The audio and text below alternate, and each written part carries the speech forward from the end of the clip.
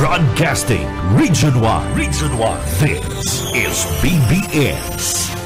Bicol Broadcasting Systems Incorporated. DWLV 91.9 MHz. Your news and music stations.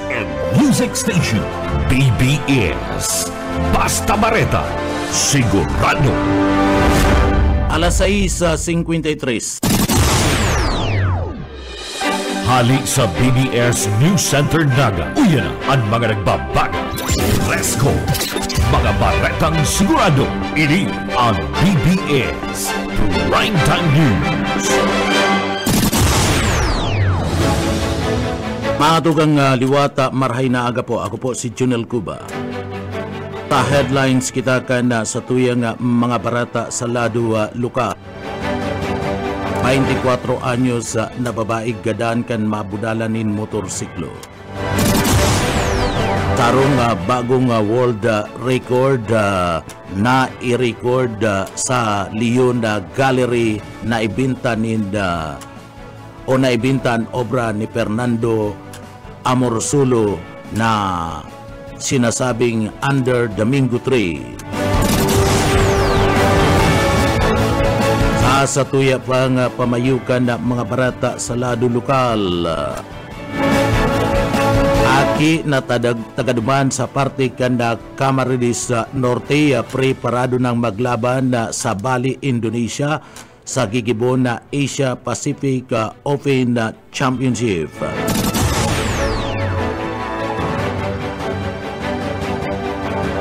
Sa pamayupakan sa tuyang mga barata sa lado lokal, maabot sa 146 na tonelada nin basura na nahakot kan SWMO sa nakalis na traslasyon. Sa tuya pang pamayukan na mga barata sa lado lokal, sa inot na pagkakataon na pinaggibo kasudma ang kapiestahan sa PNR sa laog kan siyudad ni Naga. Sa iba pang pamayukan na mga barata sa lado lokal, dahil makumpirmar ni Lieutenant Colonel Pumar kung nahulog o tuyong pighulog ang sarong lalaki diyan sa salug na binawian na buhay ninhuliman ka na suruntukan. Iyan ang mga headlines ka na mga barata, ang mga detalyes at yan pagkatapos po nin pagirumdom.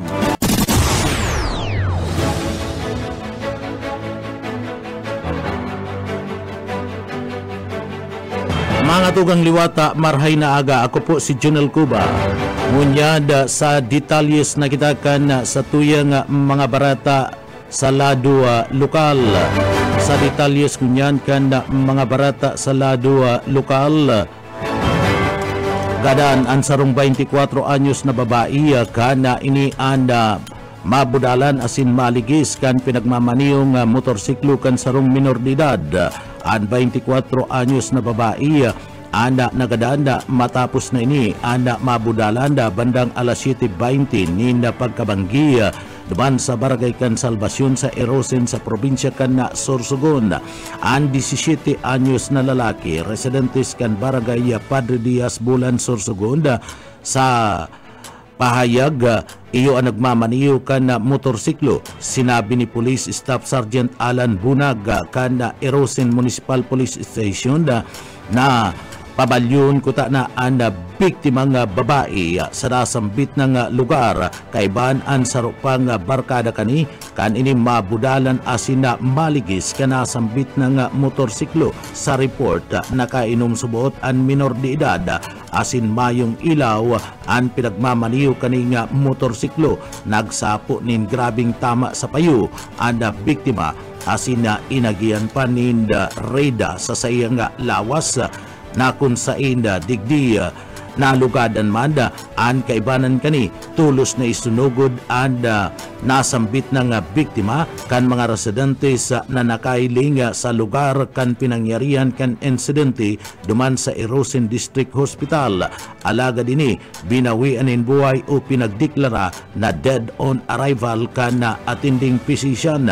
Sangunyan na i-turn over na sa pangangataman kan Municipal Social Welfare and Development Office MSWDO sa kustodiya kanasambit ng minor de edad. Sa iba pang detalyes kana sa tuya pang mga barata sa lado lokal, sarong bagong world record ang na-record sa Leon Gallery na ibinta ang obra ni Fernando Amorsulo sa Under Domingo 3 sa kantidad na 57,676,800 pesos.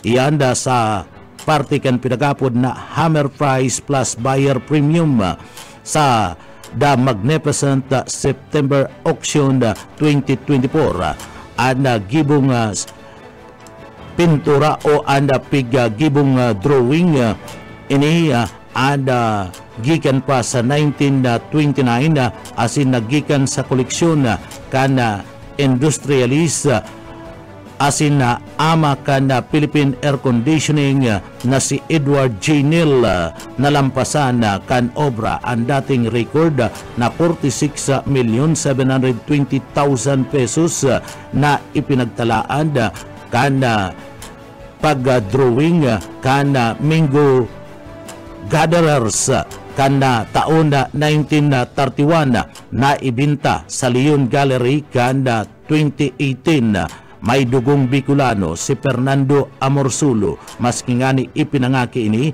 duman sa Paco, Maynila asin sa iyang ina na si Bonifacia Quito anda gikan manda sa parte mismo kan Dait Camarines Norte. Apwera sa pagiging lahing Bicolano, nagdakula si Fernando Amorsulo sa Dait Camarines Norte.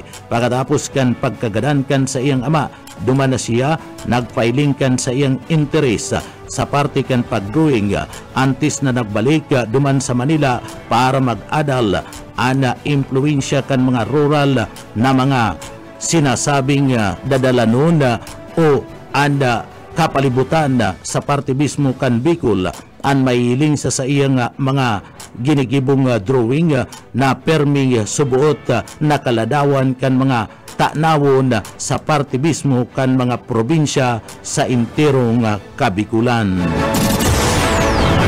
Sa iba pang detalyes kanda sa tuya pang mga barata sa lado lokal, helper dako puli sa kaso nin panlulugos. Boyet padere sa detalye. Arestado ang sarong helper na number 3 most wanted person ng Gisan Naga Kasulma. Sinabi ni Police Major Louie Ordonez, Station Commander kan Police Station 6 na kan mapasakamot ng daan warrant of arrest na tiluwas si Judge Agathon Fajardo kan Branch 6 5th Judicial Region at sa may pitsan September 6, 2024 tulos nindang hinanap ang suspect na pinag-alisan sa ng Jazz 21 anyos soltero helper as residente kan Barangay Dayandang isa Nagana. Sigun sa opisyal nakaresibin sila ng impormasyon na ang suspect nagpapaipli diyan sa Sonto Barangay Kararayan asin sa tabang ni Barangay Kagawad Dominic Herman alas 12 ng pagkaunto tulos nindang natumbok ang pinagtataguan kani sa sinambit ng barangay. Ang suspect uli sa kasong rape dahil ini pinagtugutan na makapagpiyansa kan korte. Para sa BBS News, Boyet Paderes. BBS Basta Bareta sigurado. Sa iba pang detalyes kan mga barata sa lado lokal, saro na naman na Bicolano ang preparadong maglaban sa Bali, Indonesia sa Asia Pacific Open Champion. Sarong aki na tagaduman sa parte mismo kan na probinsya kan Camarines Norte na may kawat na kickboxer ang preparado man na maglaban sa pangkinaban na intablado man tang irerepresentar kani ang Pilipinas sa papaabuton na Asia Pacific Open Championship duman sa Bali, Indonesia. Si Poyvi Mariel Oliveros Averia sarong estudyante kan Dait Elementary School and ipapailing an sa iyang dai makatubod-tubod na talento, determinasyon asin na presteryosong kompetisyon ang Warriors MMA Academy and training ground ni Poyvi asin da digdi nagpahayag nin matinding pagmamalaki asin na suporta para sa saindang aking mandirigma. Digdi sinasabi na iribanan asin na susuportaran na sa Poyvi mantang ipinagmamalaking da ana kinakataw o na ikinagpipresentara ana Pilipinas sabi kan Academy sa sarong pahayag daraninda ana bandera kan Pilipinas asin pinag-iing kaminar an gabus na ipailing an sa indang bilog na suporta sa pag-ing kaminar sa nasambit ng bagay gikan da duman sa Dait Cabarredis Norte si Poyvi asin na ininag training nin masigasig sa irarom kanda mismo na pagtaunin na suporta kan na Warriors MMA Academy tinawan doon na kanda pahayag kan akademya na anda dedikasyon asin na pagkamuot ni Poyvi sa sports ang nagtaunin dalan sa pangako na ipagmalaki ang Pilipinas ang Asia Pacific Open Championship ang sarong panginot na pangyayari sa bilog na kinaban kanda lado kan boxing na digdi nag-iing kaminar sa mga nanginginot na mga atleta gikan sa bilog na riyon. Ana pakikipaglaban ni Poyvi sa sarong patunay kan sa iyang talento asin dedikasyon an sa iyang pagpasiring duman sa Bali, Indonesia an sarong inspirasyon para sa mga gusto na maabot an sa indang pangarap kan mga atleta sa bilog na Pilipinas. Sa iba pang detalyes kan sa tuya pang mga barata sa lado lokal.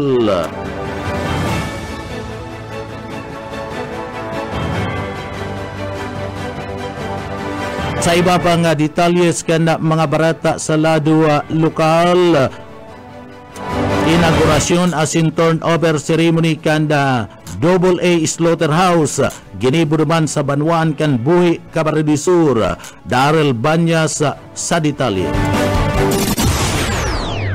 Ipinahayag ni DA Regional Executive Director Rodel Tornilla na na-turnover na ang bagong AA Slaughterhouse sa Barangay San Rafael sa Banwaan kan Buhi, Cabarredis Sur kan na nag-aging September 11. Sinabi ni Tornilla na ang pasilidad nagkakantidad ng 43 million pesos na napabulusan pundo sa Lindungkan Philippine Rural Development Project. Inatindiran ang aktibidad ng mga representante gikan sa PRDP Regional Project Coordination Officers, National Meat Inspection Service, mga empleyado asin opisyal kan lokal na gobyerno kan Buhi asin kan konseho kan Barangay San Rafael. Kasabay man kan ginibong inaugurasyon asin turnover ceremony pinanginutan ni NMIS Bicol Regional Director Alex Templonuevo ang dry run kan operasyon kan sinabitang pasilidad. Dinagdag pa ni Tornilla, iyon ay ni ang ikaduwang AA Slaughterhouse na natapos sa paagi kan PRDP sa Bilog na Nasyon at inaperdigdi, igwaman AA Slaughterhouse na ipinapagibo sa Verac Catanduanes na nagkakantidad man subuot ni nasa 43 million pesos man na posibleng matapos ngunya na taon. Dagdag na bareta sa lado lokal, Darrell Banyas, Basta Bareta, Sigurado. BDS, Basta Bareta, Sigurado. Sa iba pang detalyes kan mga barata sa lado lokal, sarong dayuan na turista na lunad kan cruise ship Diamond Princess ang kinakaipuan ay baba sa port kan Bulan nasakop kan PMO Bicol. Ninuli man kan sa iyang critical na kamugtakan kausa kan pagkakaigwanin hilang mantang ini yaon sa biyahe. Sigun sa report, nakaresibinin sa rong district school ang Coast Guard substation kan sanat asento duman sa parte mismo kan Masbate asin and Coast Guard duman sa Bulan Sorsogon gikan sa nasambit ng barko na nasa parte kan kadagatan arani sa Sorsogon asin Masbate. Tulos man nakipagkoordinar ang mga personay kan Philippine Coast Guard sa Team of Bulan na daiman nagsayang nin oras tangani nga ipaaram sa Bureau of Immigration BI asin Bureau of Custom BOC sharing man kan Bureau of Quarantine BOQ anda posibleng pagbaba kana sambit ng pasyente gikan sa nasabing barko magigirumduman na ang cruise ship na ini anda nagdaong sa parte mismo kanda nagtalikod na bulan sa Pier 15 PMO South Harbor asin degdi sinasabi sa mga representante kan Ben Lines Agency ang nagtitindog na shipping agent pasiring sa alutaw sa parte kada Papua New Guinea ada barko lunad ana aabuton sa 2,568 na mga foreigners asin na mga turista asin uminabot sa 1,053 na mga tripulante. Bandang alas 5 nin pagkahapon kan ligtas na naibaba sa pantalan ang 62 anyos na babaeng turista sa tabang kan mga personay kan TMO Buland asin ang mga opisyal kan Coast Guard Substation Buland sharing man sa nasento sa mga oras na iniya naghahalat na ada mga ambulansya na kung saan madara sa sinambit ng pasyente sa pribadong ospital matapos na masiguro na nadara na sa ospital ang sa indang pasahero na nangangaipunin atensyon medikal. Tulos man na nagpadagos sa paglalayag anasambit ng cruise ship.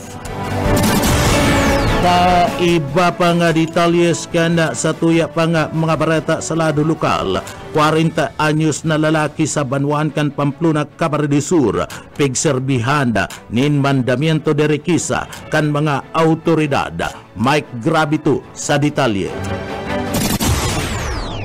Nakatalaan mo niya na isang sangonin kaso sa paglapas kang Republic Act 9165 o ang Comprehensive Dangerous Drugs Act of 2002 ang saroga 40 anyos na mister dyan sa Baduaan kan Pamplona, Camarines Sur na pinagsasabi nga nagtutulod asin naggamit kan ipigpapangalad na bulong matapos na ini ang serbihan in mandamento der kesa kan mga autoridad sa report gikan sa PNP Pamplona pasado alas 3:20 nin hapon kasudma duman sa Zona 7, Barangay Salvacion, Pamplona, Camarines Sur kan iserbi kan mga elemento kan Pamplona Municipal Police Station sa pamamayo ni Police Major Michael Vincent Fortunado sa koordinasyon sa PDEA Regional Office 5 ang search warrant na pinagpaluwas kang Regional Trial Court ninuli naman sa paglapas kan nasambit ng suspect na si Rene, residente kan nasambit ng barangay sa Republic Act 9165 o Comprehensive Dangerous Drugs Act of 2002 sa pagrekesa kan mga autoridad sa residensya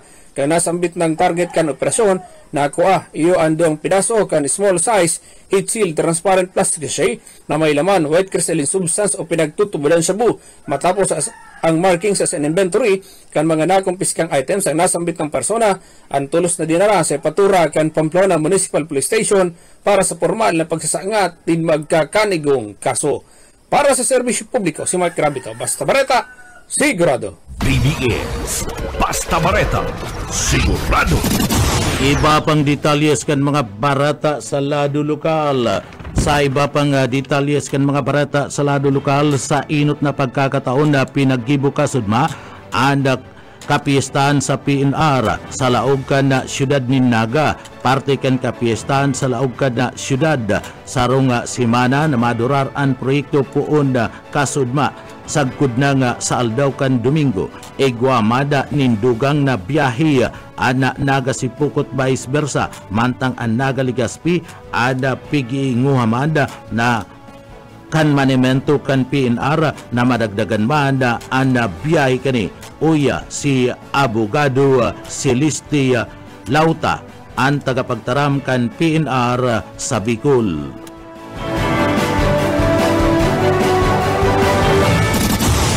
ngunyan po sa naga, magkakaigubok kita dito sa aning inaapod ng kapistahan sa PNR. So, mapuon po ni niya hanggang sa Domingo. So, parte po ni kang pakikisumama ng Philippine National Railway sa pagsilibrar ng kapistahan ni Nuestra Señora de Peñafiel. Iyo po, sir, may dagdag po kitang biyahe.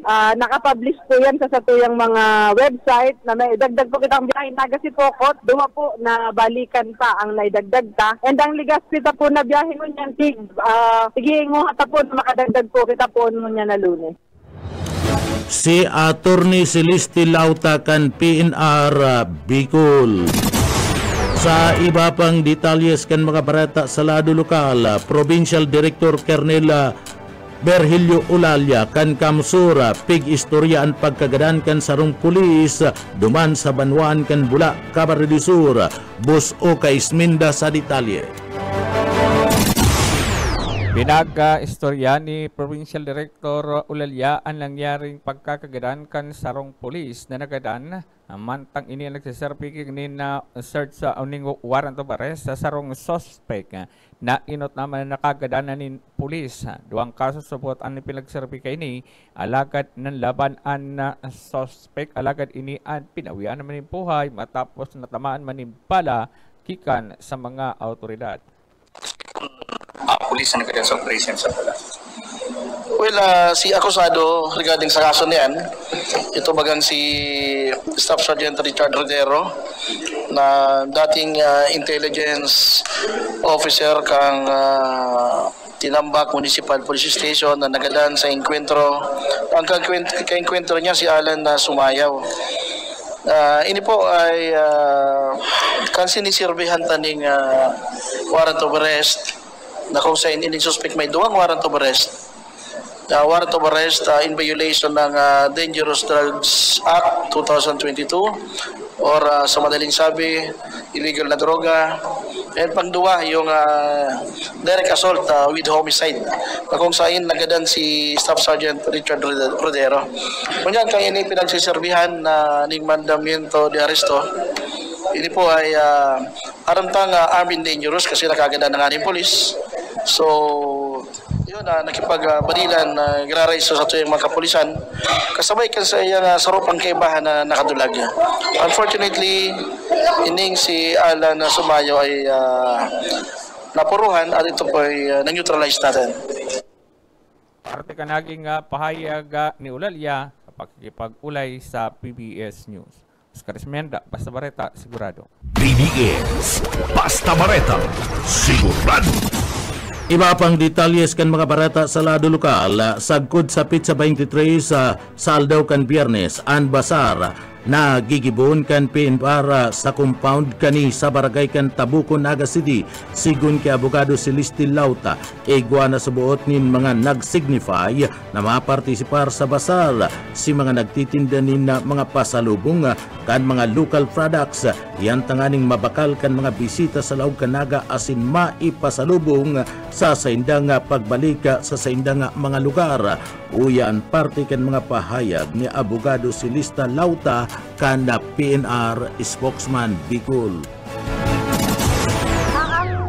Ang plano ta po digdi hanggang po sa 23 man po agraray hanggang sa Biyernes. Ang mga nagsignify na po ning mga intention sa Muya na magpartisipa rin sa basar, si mga pasalubong ta po na mga local product para po madarak atong mga madirigdi, madirig.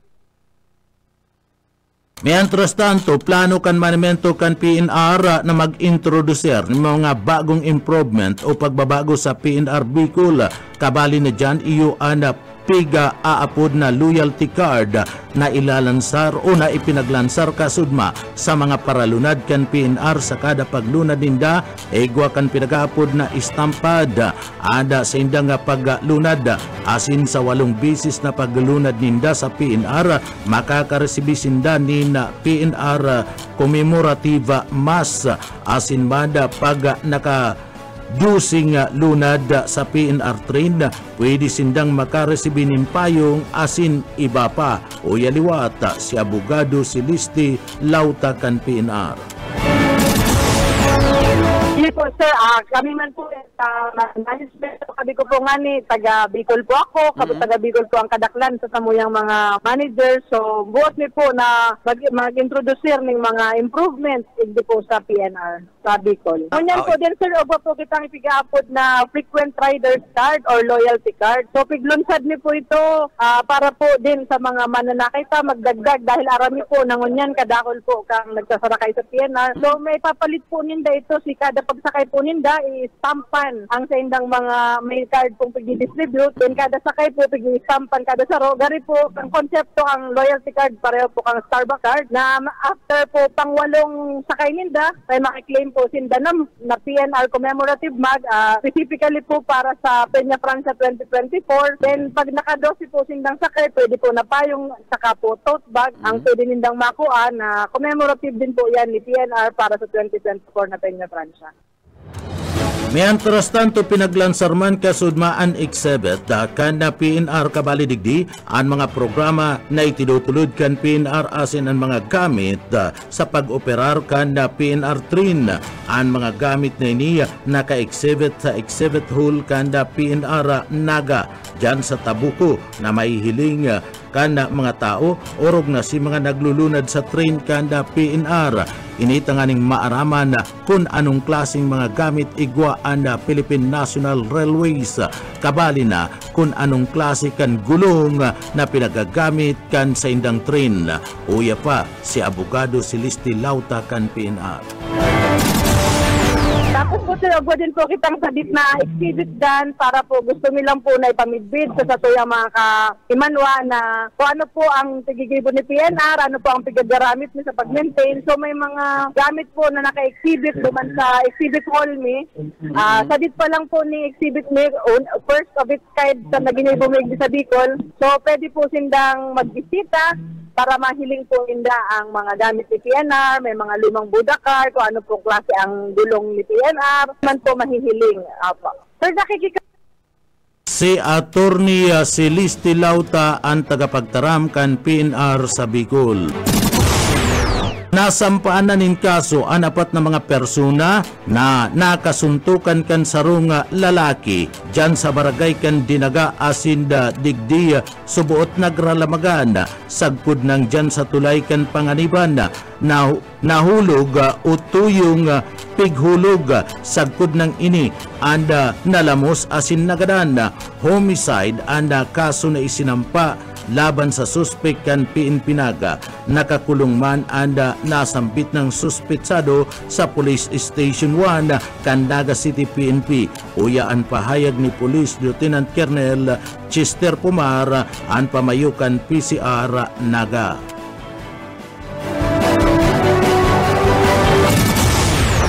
Yes sir, pinaka-latest na po niyan, na-file na po ito na inquest si Apat for the crime of homicide. Yes po. So, sa kundyan po, ang kustudiya po kaya niya ulit sa Police Station 1, sa Berlin, at bahala naman sindang magdepensa ng sarili nila abot sa court procedure. Kasi kadakulong po nag-aapot sa po kung hain na na, kung ano na yung sitwasyon. So, yan po ang pinaka-latest. Actually, kayo mo po sa pinaka-inot itong sabihan. Si Police Lieutenant Colonel Chester Pumar kan PCR Naga. Daiman makumpirmar ni Lieutenant Colonel Pumar kung nahulog o tuyo talagang pighulog ang biktima sa salog kan Naga kan mga suspek mantang mayo pa man ni nakakaabot sa iyang opisina ninda report sa investigasyon na pinaggibo kan mga autoridad. Alagad base sa nahiling niyang video kundi subuot nagkaiguanin suruntukan, posibleng daiman subuot nangyari ang pagkakagadan kan biktima kanini mahulog dyan sa salog kan Naga. Uya ang pahayag ni Lieutenant Colonel Chester Pumar. Actually sir, mayo pa kaya kung nakukuha ang detalye pag-abot sa bagay na kung nihulog or nahulog. But according sa investigation natin, base nga naman sa video, na kung dahil man ito nagkasuruntukan o maing kahiwal, malamang dahil man po ito nangyari naman sa biktima. So that is why na-convince natin ng prosecutor's office pag-file ng information at nakitaan naman ng probable cause. That is why nakapile po kayo ng homicide dun sa apat.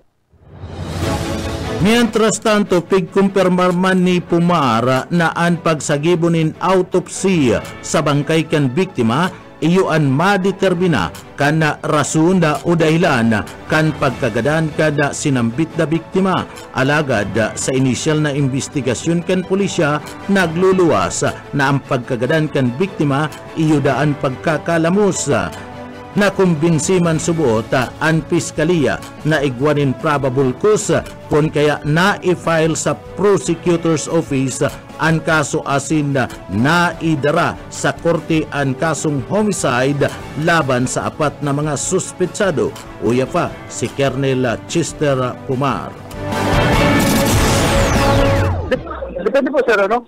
Yung autopsy kasi ma-determine sa cause of death. Basta initially, ang cause of death yung pagkalunod. Yes sir, yes sir. Actually sir, duman pa lang sa event na bago siya namatay.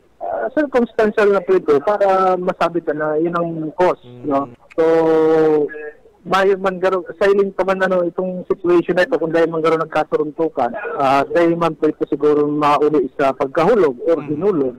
So that is why nga ni sir, sabi ng Subago, na-convince yung piskal na nakita ng probable cause doon sa apat. So that is why na-file information sa court, sa prosecutor and eventually sa court po. So medyo ang case po na niya ay close na po sa part ng PNP. Solved and closed.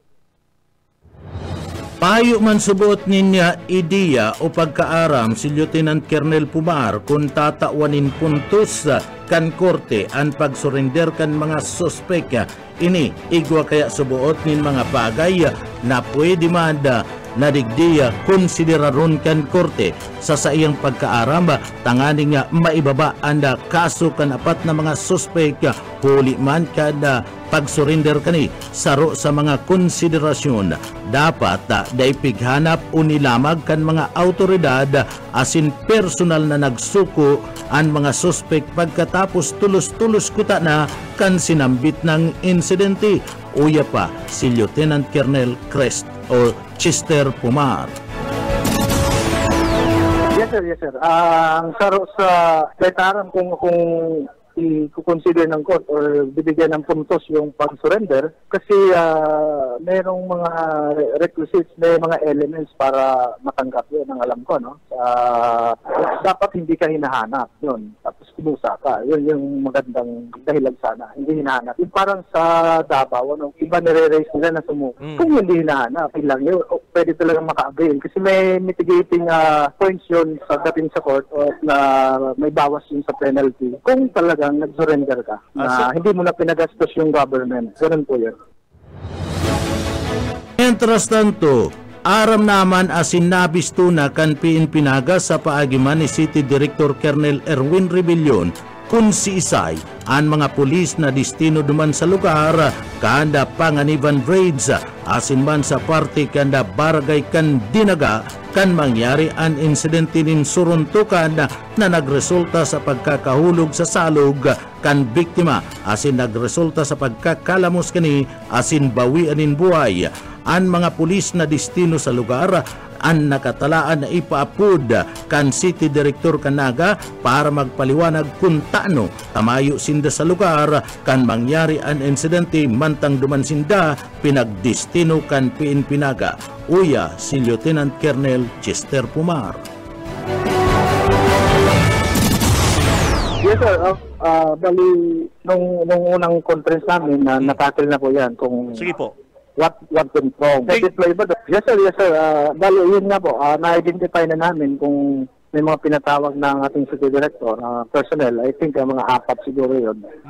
So, kanya-kanyang dahilan, liwanag. Kung asan siya on that time, doon ba siya naka-assign talaga, bakit wala siya? So, titingnan din po natin kung na-overlook yung dahil sa hindi expected yung mga ganung senaryo na devotion nga, bakit mag-aaway, bakit Kaya siguro yung side na yon, for example, wala namang history doon na problema, pinokos doon sa Villadores, pinokos sa ibang sektor. At titingnan po namin, hindi pa po final yon. So bali ngayong mamaya may conference kami alas 9, mapag-uusapan din po yun.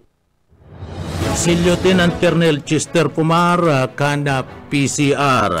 Sagkod nyo niyan, mayo pa nin pinagpapaluwas na resulta ang Philippine National Police sa paagiman ni City Director Colonel Erwin Rebellion kung apilar na sa saiyang opisina asin nagpaliwanag na ang mga miyembros kan PNP na destino sa nasambit ng lugar sa dinaga asin sa parte mismo kada Delpin Rosales Bridge o dyan sa Panganiban Bridge kung sa inagkaigwanin suruntukan asin nahulog ang biktima sa parte mismo kan salog na ikinagadan kan biktima. Yang mga tugangan katiripunan kan mga bareta sa pangarang kan sa tuyong mga nakaibanan sa pagpaabot nin mga bareta yaon dyan sa Engineering Department nakaibanan ta dyan si Sir Stephen Pabis. Ako po ang sendong para bareta si Junel Cuba. Mabalos po kan sa ito pong pagantabay. Salamat po. Mapasatuya pulugodan biyaya patin ang bendisyon kan mahal na Diyos. Salamat po. Basta bareta sigurado.